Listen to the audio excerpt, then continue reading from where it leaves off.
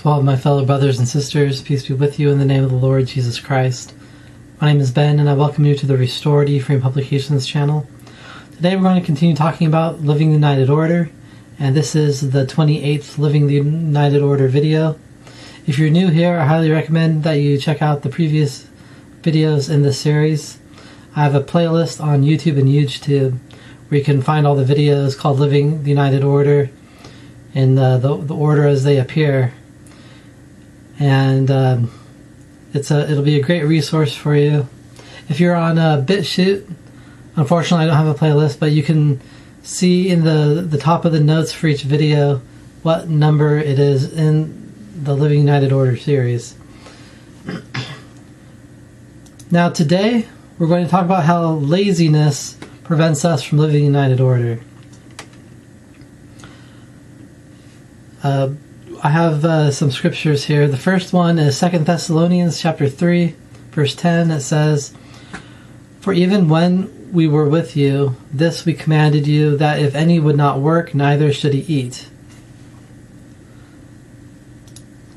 And then in the Book of Mormon, 2 Nephi chapter 5, verse 17, it says, "I came to pass that I, Nephi, did cause my people to be industrious and to labor with their hands." And in Doctrine and Covenants section 42, it says, in verse 42, "Thou shalt not be idle, for he that is idle shall not eat the bread, nor wear the garments of the laborer."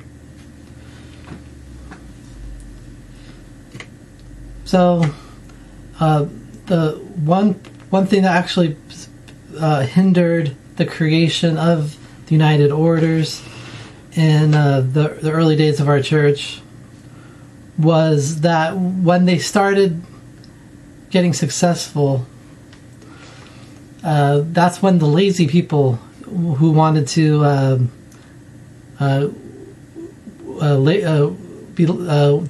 glut themselves off of the labor of others started joining, and it caused a lot of problems. And they had to remove people, and then those people went to the American government in order to try to get back their property, and it became a whole mess. So this is the thing that we have to understand about the United Order. If we are going to live the United Order, a fully functioning United Order makes everything that it needs itself. That means that if we want food, we have to grow the food and harvest it ourselves.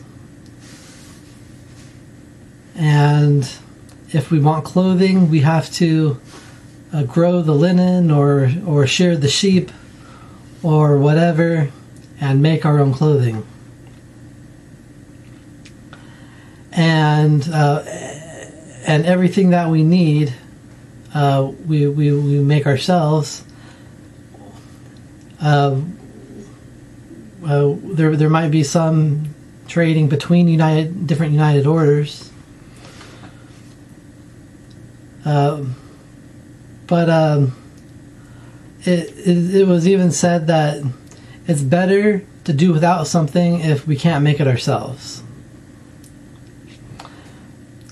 And so we need people to do a fair share of their work and not glut themselves off the labors of others. And this is exactly what it's talking about in 2 Thessalonians chapter 3 and Doctrine and Covenants section 42, is that being part of a United Order, if you want to eat with that United Order, you got to do work with the order. And so it's very important to know that laziness is something that is against the Lord's plan. We have to work and we have to labor, and we have to make all the things that we need. And what they did in the United Orders is that when somebody was acting lazy, the first thing that they would do was would talk with them, and if there was no improvement, then they talked to them again, and then they gave them only so many chances. If they refused to meet expectations, then people were cast out.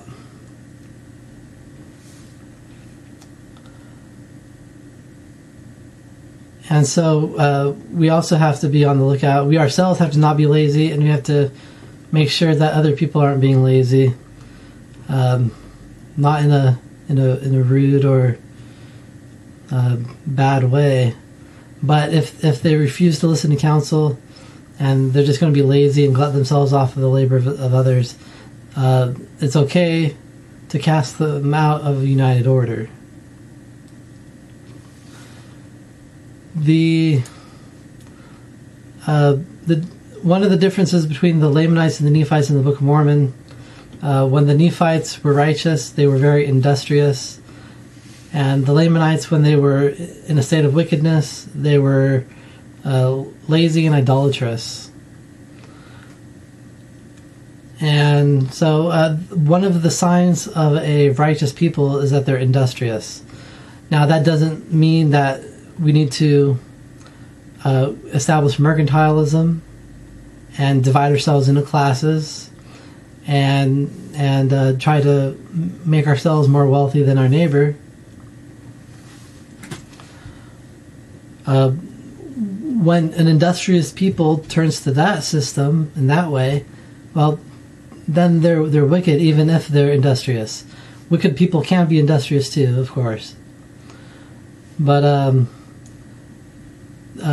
if we're righteous, then we will be industrious, because we know we got to build ourselves up, and we also have to build up our neighbors.